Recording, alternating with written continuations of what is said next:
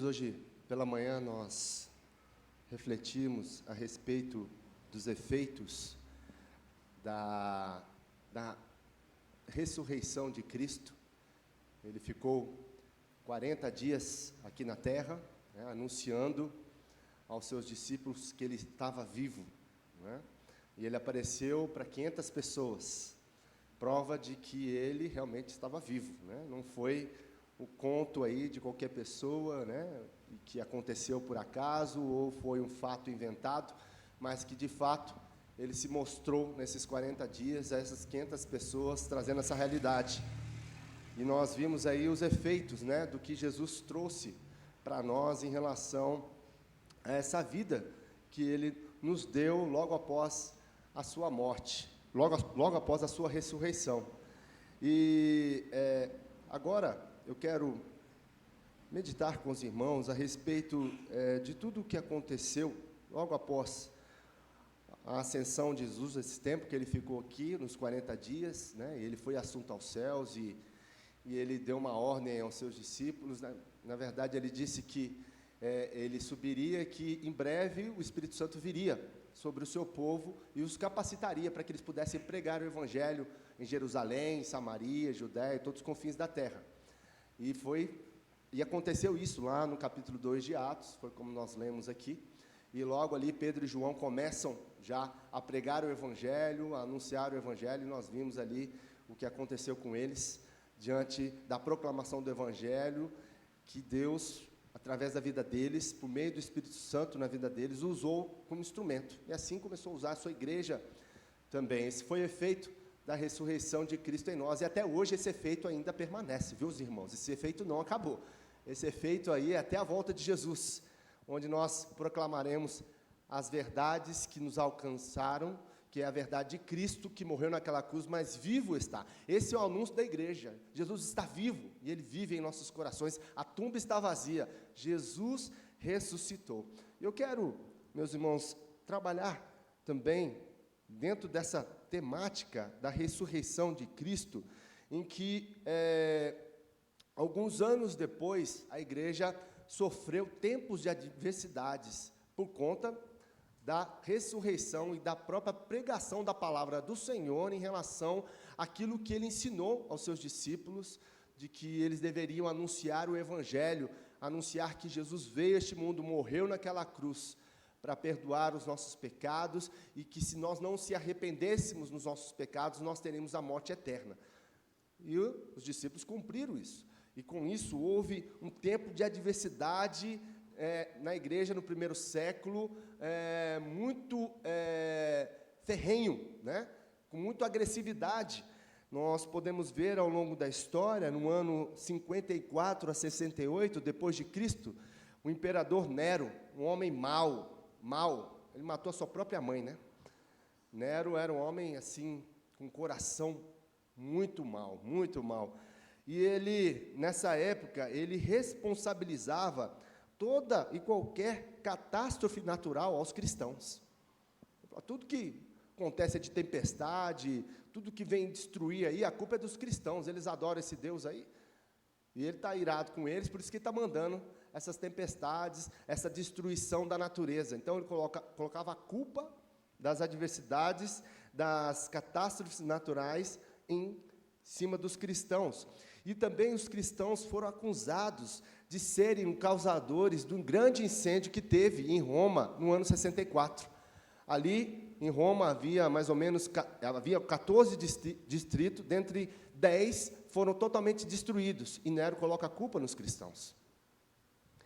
E mais, nessa época começou a haver os mártires da igreja. Paulo, nessa época, Pedro e Barnabé foram assassinados, foram mortos pela mão de Nero. Então, nós vemos aí que a igreja começou a passar um momento muito difícil na sua história, muito complicado. Uma adversidade que nunca eles tinham passado ainda, depois de Cristo. E aí nós continuamos ainda na história, no ano 81 até o ano 96, depois de Cristo, o imperador Domiciano, um homem mau também, onde o orgulho, a prepotência, a soberba, fez com que ele colocasse, consolidasse como prática na cultura do império o culto ao imperador. Foi Domiciano que instituiu isso. Que todos ali no Império Romano, e Roma dominava grande parte do mundo, né? Colocou como prática na cultura que deviam todas as pessoas cultuarem ao imperador. E aí, com isso, o que acontecia com os cristãos que não cultuavam, que não adoravam o imperador? Eles eram perseguidos, eles eram executados por negarem a adorar o imperador Domiciano nessa época. E um dos homens a serem executados foi Dionísio, né? Um homem lá temente a Deus de Atenas, Nicodemos também, né?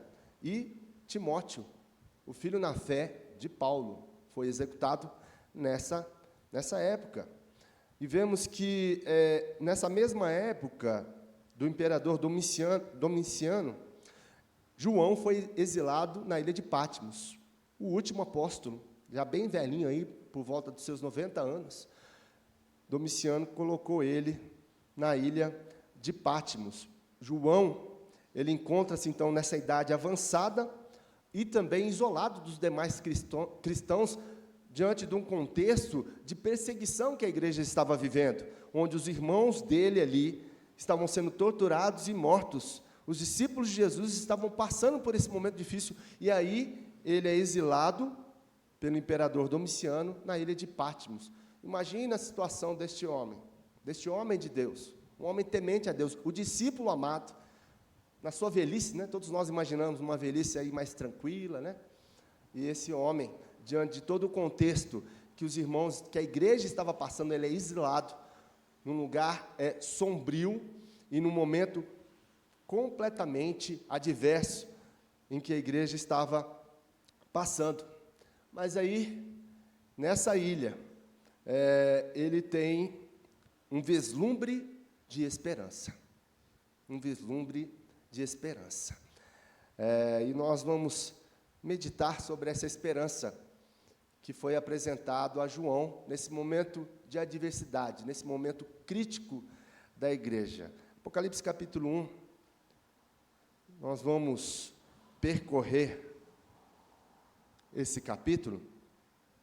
Eu não vou lê-lo, conforme nós fomos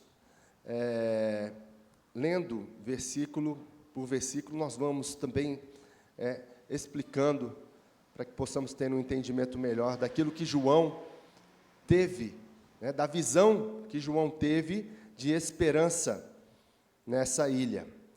Nós vemos aí logo no capítulo 1, no versículo 9, em que João, irmão vosso e companheiro na tribulação, no reino e na perseverança em Jesus, achei-me na ilha chamada Patmos, por causa da palavra de Deus e do testemunho de Jesus. O que acontece aqui? Emerge uma voz. É uma voz que está falando aqui com João. E essa voz vem trazer a João uma esperança, porque ele ouve essa voz por trás dele, e é uma voz o quê? Forte.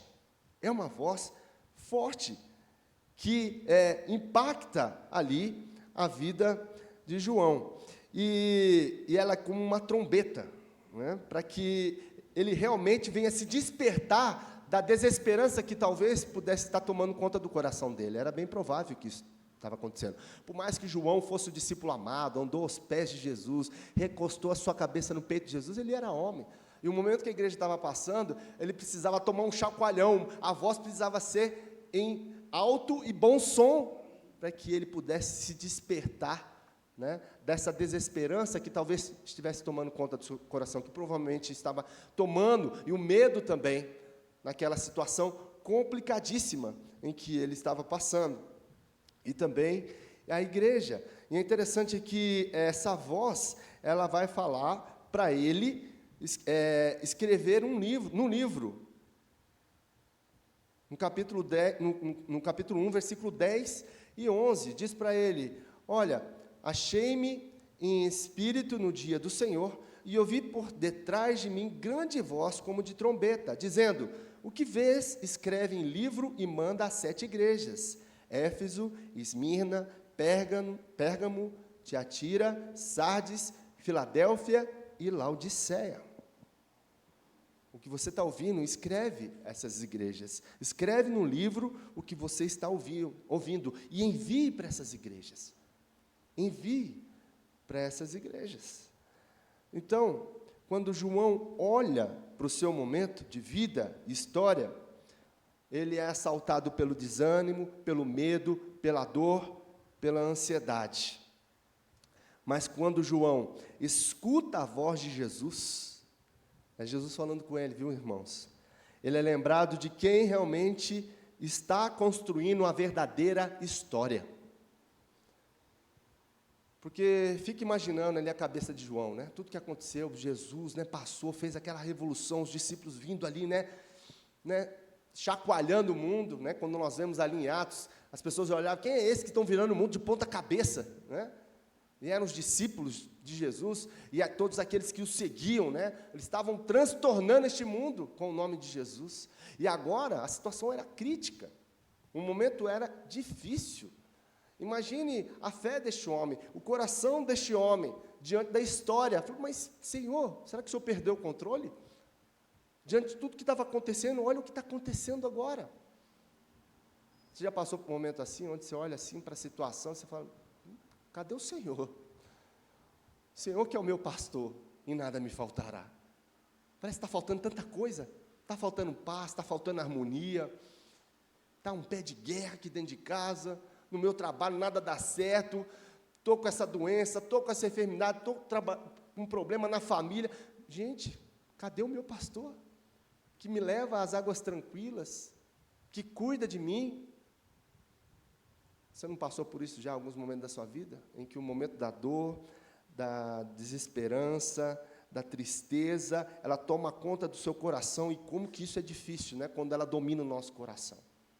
Nós somos humanos e somos propensos a passar por isso. João estava nessa situação. João, o apóstolo amado, aquele que tinha a maior intimidade de todos os discípulos, era João.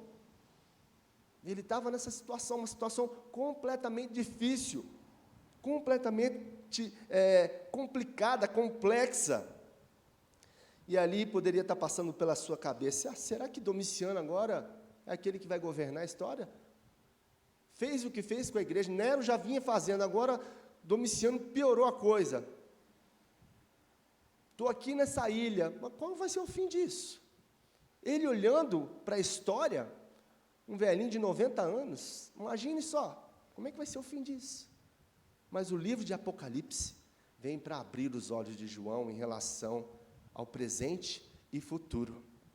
Porque a verdadeira história que Jesus vai contar aqui para João é a história que é dominada pelo Senhor Jesus Cristo. Essa é a história. É isso que João vai ouvir aqui, né? De que ele está vivo, de que ele vive, e que é ele que controla a história, é ele que domina os reinos.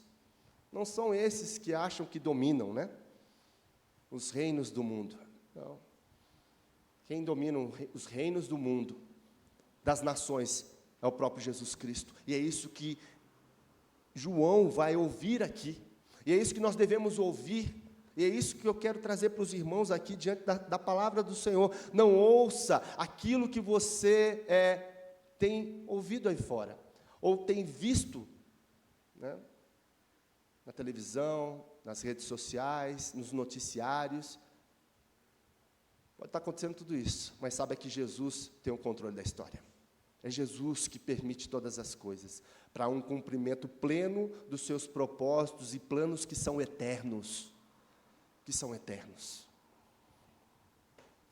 E nós vemos então, meus irmãos, uma tensão aí, em Apocalipse 5, lá no versículo 3, em que ele olha, ele ora, nem no céu, nem sobre a terra, nem debaixo da terra, ninguém podia abrir o livro, nem mesmo olhar para ele. Há um livro no capítulo 5, depois você pode ler com mais tranquilidade em casa, esse livro que João viu, tem essa tensão aí agora. Né? Espera aí, esse livro que ninguém podia abrir. Ele olha para esse livro e fala assim: quem vai ser capaz de abrir esse livro? E esse livro é o livro da história. Essa é a atenção que é gerada no coração de João. Espera aí, agora o livro está aqui, está fechado, e é o livro da história. Quem vai poder abrir esse livro? Ele não via ninguém, é isso que o texto diz. Como? Quem vai abrir esse livro? Não há mais ninguém no céu, na terra, nem debaixo da terra que pudesse abrir o livro ou sequer olhar para ele. Mas aí vem um ancião. A gente olha a figura do ancião na nossa perspectiva, e é aquele homem mais velho, né? Mas o ancião é o experimentado na fé. Não necessariamente ele é mais velho, né? Acontece que, na maioria das vezes, do caso, o ancião ele se torna mais velho, ele é mais velho pela experiência que tem. Mas o sentido de ancião é experimentado em Deus, é experimentado. E aí vem um ancião e fala assim: meu querido, não chores, fica tranquilo, né? Ele diz aí, no versículo 5, né? O leão da tribo de Judá, a raiz de Davi, ele venceu para abrir o livro e seus 7 selos. Pode ficar tranquilo que é o leão da tribo de Judá que vai abrir. E quando ele viu no meio do trono, o que ele vê? Ele vê o leão? Não, ele vê o quê? O cordeiro, no versículo 6. Ele vê o cordeiro. Está vendo que a figura de Jesus é o leão da tribo de Judá, como nós cantamos aqui, e é também um cordeiro, que foi morto pelos nossos pecados, e ele é o único que pode abrir o livro da história está nas mãos dele. Aí João, então, relaxa e fica tranquilo. Olha só o versículo 12, proclamando em grande voz: digno é o cordeiro que foi morto de receber o poder, a riqueza, a sabedoria, e força e honra, e glória e louvor. É ele, o Deus Todo-Poderoso, ele que é digno de abrir o livro. Essa é a atenção que João estava passando, e aí ele fica tranquilo, depois dessa revelação, né, dada a ele, né, os seus olhos se abriram para a história, e na história ele viu que quem governa e quem comanda a história é Jesus. É Jesus. Meu irmão, você pode estar passando o que você for na sua vida. Quem governa a sua vida? É Jesus.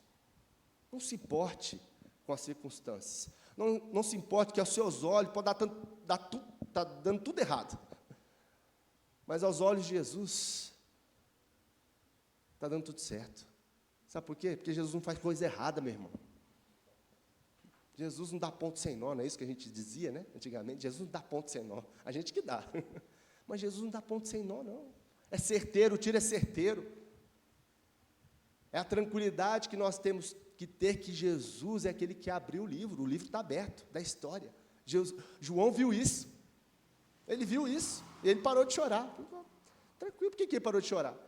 Porque ele estava ansioso, ele estava com medo. Se ninguém abrir o livro da história, é Domiciano que vai tomar conta da história. Não. E ele percebeu que é Jesus, e ele acalma o seu coração. Saiba, meu irmão, que todos os momentos da vida, né, você precisa abrir os seus olhos espirituais, os olhos do seu coração, para enxergar Jesus que está no comando, que está fazendo do jeito dele. O jeito de Jesus é o melhor jeito que tem, é melhor do que o nosso. A gente é limitado demais, gente. A gente olha para as coisas, a gente vê, nossa, não vai dar bom isso aqui. Vai estar na mão de Jesus, vai dar, fica tranquilo. Fique em paz, meu irmão, pare de chorar. O livro já foi aberto. Jesus abriu. E é Ele que comanda a minha história e a sua história. Esse é o nosso Senhor. E essa voz que emerge também aqui do texto do livro de Apocalipse, ela traz essa esperança, ela traz uma ordem. Capítulo 1, voltando lá, versículo 11. Essa ordem é a ordem para que João escreva no livro o que ele ouviu, né, o que ele viu, e mande para essas 7 igrejas. E é interessante, porque o número 7, né? As pessoas, às vezes, elas interpretam o Apocalipse muito erroneamente, né? Porque, e aí, da onde saem muitas heresias, infelizmente. Né? O número 7 na Bíblia é o símbolo de pleno, de inteiro, de completo. Então, essa carta enviada às 7 igrejas é que está completo. é pleno. Aquilo que Jesus fez pela sua igreja, ele morreu pela sua igreja, ele morreu pela sua noiva, né? E a obra dele foi completa, não foi incompleta. Então ele falou assim, ó, o que você está vendo, envia para essas 7 igrejas, porque existiam mais igrejas naquela época, não existia só 7. Por que Jesus escolheu só 7? Né? Aí foi algo da soberania dele. Né? Tem alguns estudiosos que entendem que esse caminho das sete igrejas era um caminho de correspondência.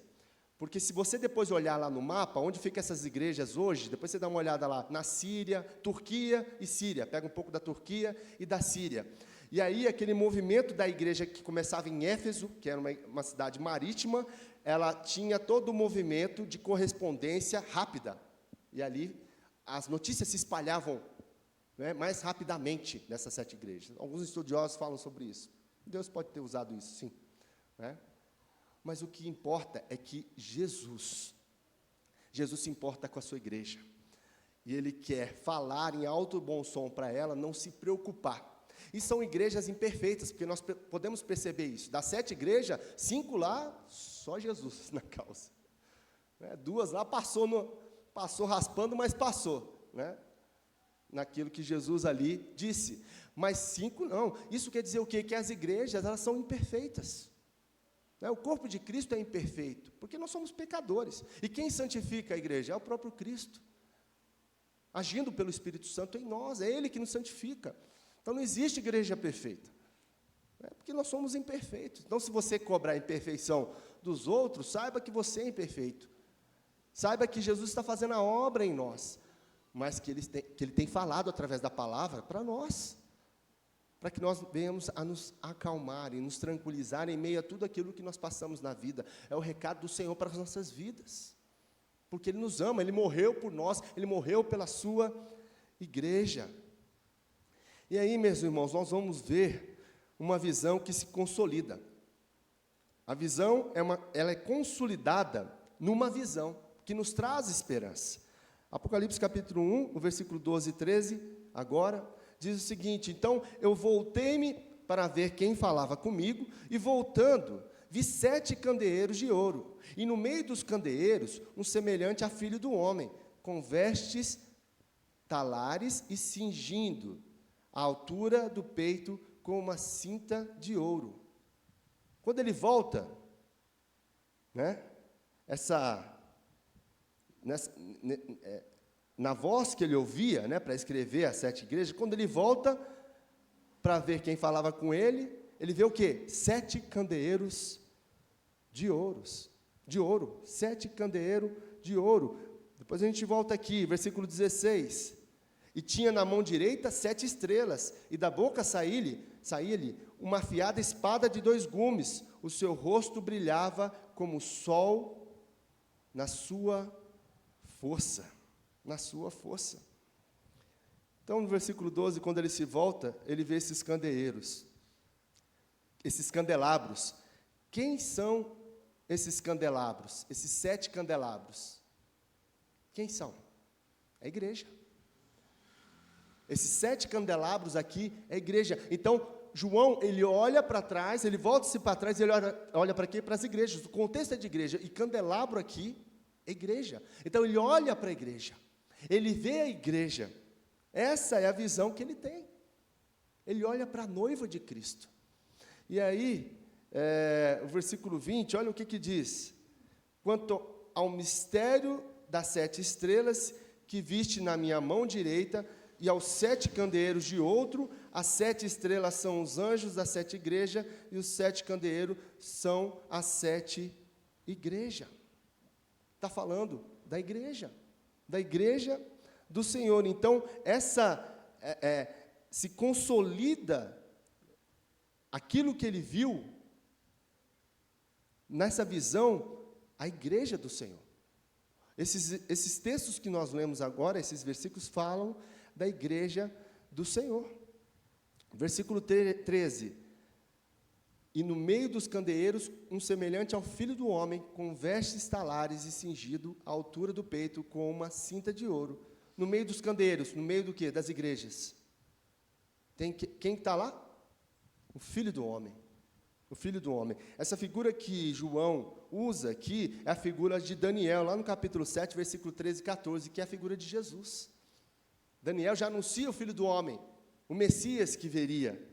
Esse é o Filho do Homem, semelhante a um Filho do Homem. É Jesus que está na igreja. É Jesus que cuida da igreja. É Jesus que abençoa a igreja. É Jesus que, quando está aqui na ceia, nós estamos ceando, Jesus nos abençoa espiritualmente. Quando nós estamos aqui partindo o pão e tomando do cálice, é Jesus que cuida de nós, meu irmão. Para que se preocupar? Eu sempre tenho usado essa frase aqui do Francis Schaeffer, né? O que nós temos, né? Qual o mínimo que nós temos na nossa vida como cristãos? Qual que é o mínimo? Jesus. É o mínimo que nós temos na vida como cristãos. É Jesus. Está bom para você? Ou você quer mais? A gente precisa de mais? Precisa de Jesus. Ele é o suficiente para nós. Ele é o suficiente para a igreja, para a minha vida e para a sua vida. Portanto, Ele é o Filho do Homem. A parte B do versículo 13 vai falar que Ele tem umas vestes talares e cingido, à altura do peito com uma cinta de ouro. Quem usava essa veste no Antigo Testamento? Sumo sacerdote. João está vendo aqui agora quem? O sumo sacerdote. Ele é o sumo sacerdote. E o que o sumo sacerdote fazia no Antigo Testamento uma vez por ano? Ele entrava onde? No Santo dos Santos, lugar que ninguém entrava, somente o sumo sacerdote. E ele entrava com uma cordinha amarrada no pé, com um sininho lá. Porque se ele entrasse em pecado, a glória de Deus o consumia. Aí tinha que puxar ele, porque senão ele ia ficar lá consumido. Porque lá no Santo dos Santos, ele fazia o quê? Ele era a intermediação entre Deus e o homem. Os pecados do povo eram perdoados por meio do sumo sacerdote. E agora ele vê aqui quem? O sumo sacerdote que está na igreja, é Cristo. Ele é o nosso supremo sacerdote. Ele pagou o preço. Ele nos uniu a Deus. E agora nós podemos chamar Deus de Pai, porque antes de Jesus nós não poderíamos chamar Deus de Pai. Agora nós podemos chamar Deus de quê? Abba, Pai. Né? O Abba tem um sentido aí de intimidade, de paizinho, né? Nós podemos ter essa relação próxima de Deus Pai. Nós podemos chamar Deus agora de Pai. Antes não, antes de Cristo não. Quem que deu essa liberdade para nós chamarmos Deus de Pai? Jesus, o sumo sacerdote.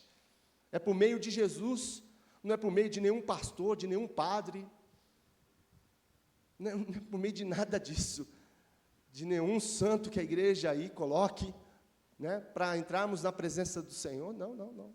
É por meio de Jesus, o único.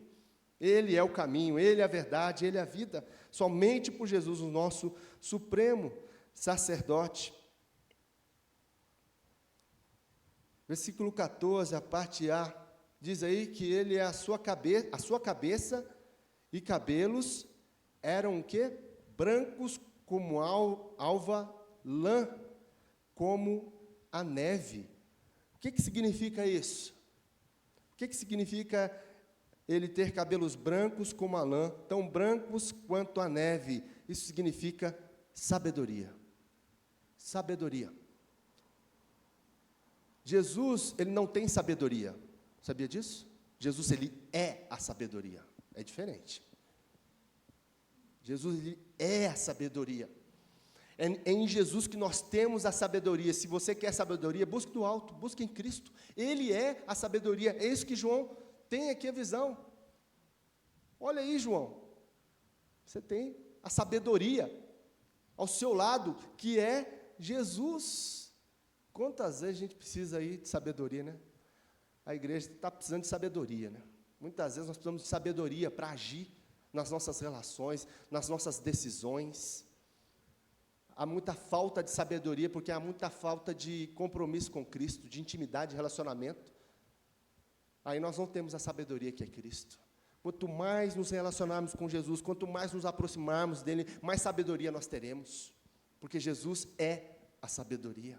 Você está precisando de sabedoria para tomar decisões, para resolver situações difíceis no trabalho, na sua casa. Peça a Deus, viva com Jesus, caminhe com Jesus todos os dias, e você vai ter sabedoria no seu dia a dia para resolver todas as situações que vêm ao seu encontro. A parte B do versículo 14 diz então que os olhos como o quê? Chama de fogo. O que significa isso? Que ele é tudo, vê e prova. O Senhor é tudo, e Ele vê e prova todas as coisas. Todas as coisas passam pela prova de Jesus, pelo fogo. O fogo é aquele consumidor, né? Aquele que consome. É aquilo que, onde você põe fogo, o que ficar de material ali ruim vai ser consumido, e o que ficar de material bom vai prevalecer. Então, o Senhor prova os nossos corações. A aprovação vem por isso também, né? O Senhor prova os nossos corações para que nós venhamos ser lapidados, purificados por Ele. Por isso a prova do fogo, por isso a dificuldade, a adversidade. Ah, mas é difícil, mas é para que você se pareça mais com Jesus. É para aquilo que tem de bom em você venha a ser ressaltado. Por isso a dificuldade, por isso a prova, por isso o fogo vem sobre as nossas vidas. Para que nós venhamos a nos purificar, meu irmão. Para que nós venhamos a nos parecer mais com Jesus, é aquilo que não presta ser queimado. É isso que Jesus faz. Porque quando Ele vem com a prova, vem com o fogo, é para justamente a gente melhorar. A gente ser um pai melhor, a gente ser um marido melhor, a gente ser um filho melhor, a gente ser um empregado melhor, a gente ser um patrão melhor. Por isso que vem o fogo, por isso vem a prova. Para que nós venhamos ser melhores, para que nós venhamos ser como Jesus. Por isso Ele é. Por isso que os seus olhos eram como chama de fogo.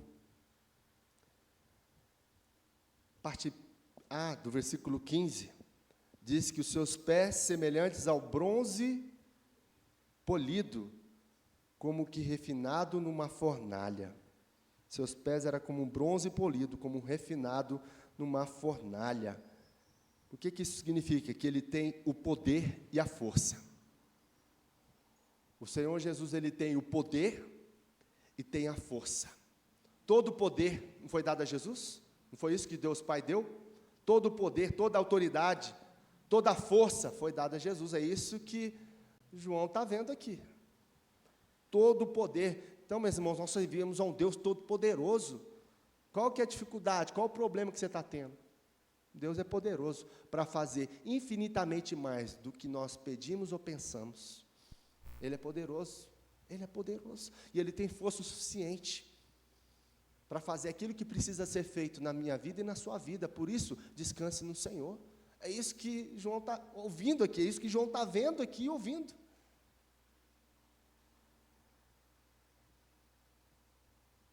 Versículo 15, a parte B, diz aí que a voz dele soa como a voz de muitas águas. A voz de muitas águas. Isso quer dizer que Ele reina soberano. A palavra de Deus fala muito sobre mar, sobre águas, né? Nós vemos lá em Gênesis, capítulo 1, que a terra era sem forma e vazia, mas o Espírito de Deus pairava sobre o quê? As águas. Então o Espírito de Deus estava sobre as águas, mesmo no caos. Tudo que tem água no Antigo Testamento, Mar Vermelho, está vendo? Tudo que tem água, Deus tem um controle sobre ela. E isso acontece também aonde? No Novo Testamento. Jesus estava lá no meio da tempestade, e aí aquela coisa, né, o mar revolto, Ele vem, acorda, sossega a mar, tempestade acalma, vem. Aí eles ficam admirados, quem é esse que até o mar lhe obedece? É isso que João tem entendimento. Aí ele lembra, poxa, Jesus é soberano sobre todas as coisas, Ele tem o poder sobre todas as coisas. Ele é soberano, Ele é aquele que governa sobre todas as coisas, por isso não preciso temer. Se Ele é soberano, Ele faz do jeito que Ele quer. Pode estar o mar revolto, não é? É o hino 254 que a gente canta aqui, né? Sossegai, sossegai. Não importa se o mar está encapelado, Ele é aquele que diz assim, sossegai, sossega. Então a sua vida pode estar com o mar revolto, mas a hora que Ele falou assim, agora calma, para, vem a bonança.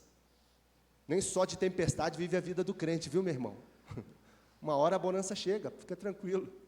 Ah, pastor, está demorando essa tempestade, mas uma hora ela vai passar, fica tranquilo. As tempestades da nossa vida é pedagógica, Jesus nos ensinando ali a descansar, a confiar, sabendo que Ele é soberano sobre todas as coisas. Por isso, você não vai morrer, não, afogado lá, como os discípulos achavam, né? Jesus no barco, dormindo, a gente vai morrer aqui, você não está vendo, não? O Senhor quer que a gente pereça aqui? Se Jesus está no barco, você não vai morrer, não, para ficar tranquilo. Morrer no sentido assim, né, no meio da prova, da tribulação. Fica tranquilo, que Ele estando no barco, nós vamos passar por ela. Versículo 16. Tinha na mão direita 7 estrelas. Tinha na mão direita 7 estrelas. Ele ampara e sustenta a igreja. Ele está falando das igrejas? Então, ele ampara e sustenta a igreja. Quem que sustenta o firmamento dos céus? O universo. Esse dia eu estava vendo um físico, aquele cristão, esqueci o nome dele agora, fugiu a mente agora. Ele é um cristão, inclusive presbítero, ele falando sobre a questão de centímetros no universo, se desloca a um colapso em várias coisas, né, do universo. Quem pode controlar isso? Quem pode manter essa ordem, né, no universo? É só Deus. É Ele que sustenta as estrelas, é Ele que sabe o nome de todas elas. Então, Ele é aquele que ampara e que sustenta. Ele é o nosso Senhor, Ele ampara a sua igreja, Ele sustenta a sua igreja, e nós fazemos parte da igreja. Portanto, nós somos amparados e sustentados por Ele. Está vendo que João vai se acalmando mais ainda com esse relato? Versículo 16 da parte B. E da boca sai-lhe uma afiada espada de 2 gumes. O que significa a espada aqui? Ele é justo e faz justiça. O nosso Senhor Jesus, Ele é justo e faz justiça. Não queira fazer justiça com as suas próprias mãos, tem falado muito sobre isso. Deixa Jesus fazer a justiça dele, porque a mão de Jesus é calibrada, a minha, a sua não é. A de Jesus é. Então confie nele, entregue nele. Ele é justo e Ele vai fazer justiça. Fica tranquilo. Coloque o seu causo, né, como diz, né, o seu causo na mão de Jesus. Qual que é sua causa? Qual que é? Qual que é a dificuldade? Que você precisava levar num advogado? Coloque. Não estou falando que você não deva levar, né? Mas não confie no advogado aqui da terra. Confie em Jesus, que é o seu advogado, é aquele que julga a sua causa. Coloque a sua causa naquele que é justo e também faz justiça. A parte C do versículo 16, diz que o seu rosto brilhava como o sol na sua força. Isso fala em relação ao quê? Que dele é toda a glória. O sol é sentido de poder, de glória, de majestade. Então, dele é toda a glória. A glória não vem para nós não, viu, meus irmãos? A glória é dele. A glória é dele. Toda a glória é de Jesus. Não sobra nada para nós, não sobra nada. Nem 1%, nem 1%. A glória é dele. Tem um monte de gente aí querendo glória para si, né? Luz, câmera e ação, né? Mas a glória é de Deus. Tudo que você faz é para Deus. É para a glória de Deus. Então faça com excelência, porque é para a glória dele. E aí eu quero resumir tudo isso que eu falei aqui, né, desde o versículo 13 até o versículo 16. Então Jesus é o nosso reconciliador, a fonte de sabedoria, tudo vê e tudo prova, tem o poder e a força, soberano, sustentador, justo e digno de glória. Esse é o nosso Jesus. Tá bom para você? Precisa mais de alguma coisa? É suficiente? Jesus é suficiente para você? É isso que Ele é. É isso que Jesus fala para João e fala para ele escrever as igrejas. E nós fazemos parte dessa igreja do Senhor aqui, ó. Tá vendo? Essa carta é para nós, meu irmão. É viva ou não é a palavra de Deus? É eficaz ou não é? A mesma coisa que está sendo falado do João aqui, está sendo falada para nós aqui. Essa carta é de Jesus para nós. Olha que bênção. Coisa linda. Maravilhoso isso. É para mim e para você. Quem está efetivamente construindo a história? É Domiciano ou Jesus? Será que João chega a que conclusão aqui? Quem que é? Domiciano ou Jesus? Biden ou Jesus? Putin ou Jesus? Quem que é? Lula ou Jesus? Quem que é? Quem que está efetivamente construindo a história?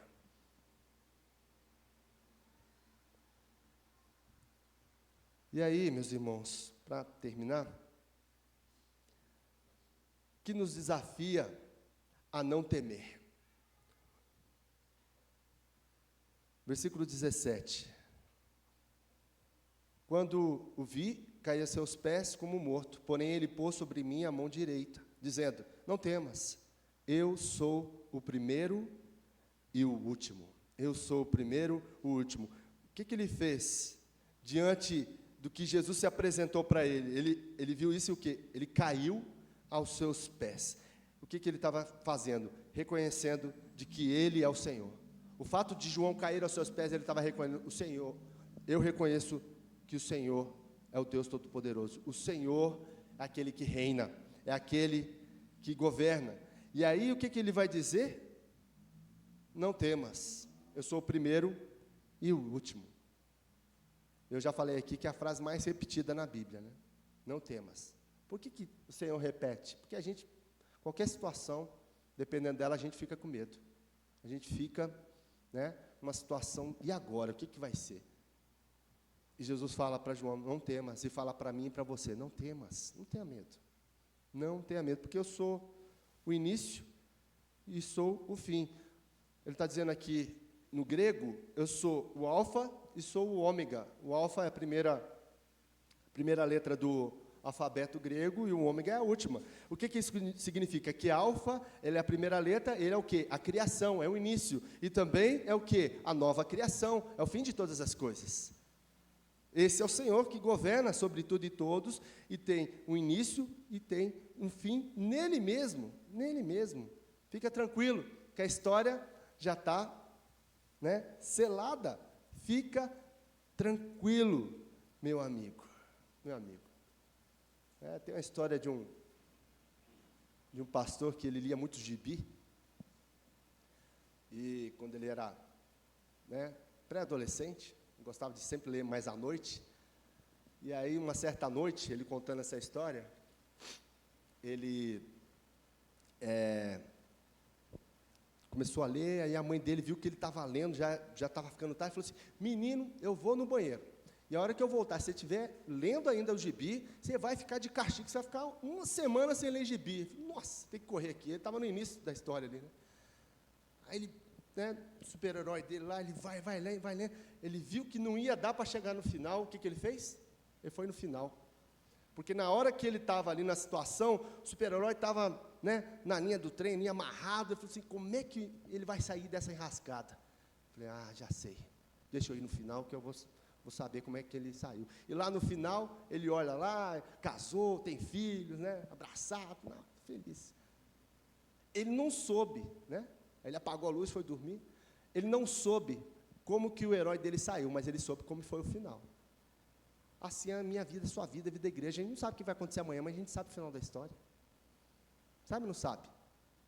Que Jesus vai vir, vai arrebatar a sua igreja. Nós vamos morar eternamente com Ele. Meu irmão, eu e você não necessariamente precisamos saber o dia de amanhã. Não precisamos disso. O que importa é você chegar no final do gibi e ler lá, olha, todas as coisas vão ser consumadas. O Senhor vai fazer novos céus e uma nova terra. No céu não vai haver mais choro, não vai haver mais lágrima. Acabou o sofrimento, acabou o pecado. A gente sabe do final da história. A gente sabe. Por isso que a gente deve ficar tranquilo, porque a ressurreição é o início da nova criação. Não é isso que diz o versículo 18? E aquele que vive, estive morto, mas eis que estou vivo pelos séculos dos séculos e tenho as chaves da morte e do inferno. Pronto, acabou. Liquidado, passa a régua. Jesus está falando assim, passa a régua. Eu estou vivo. Estive morto, mas agora estou vivo para todos sempre. Acabou, meu irmão. Acabou, a história está aí. Eu governo sobre ela e tenho um final feliz para a igreja. Está passando por dificuldade, está passando momento difícil, está passando. Mas eu estou com vocês. Fique tranquilo. Não apavore, não tenha medo. Está tudo bem planejado, porque quem planejou foi Jesus. Então, fique tranquilo, meu irmão. Fique tranquilo, Romanos capítulo 8, versículo 18. Vou ler 2 textos para nós encerrarmos.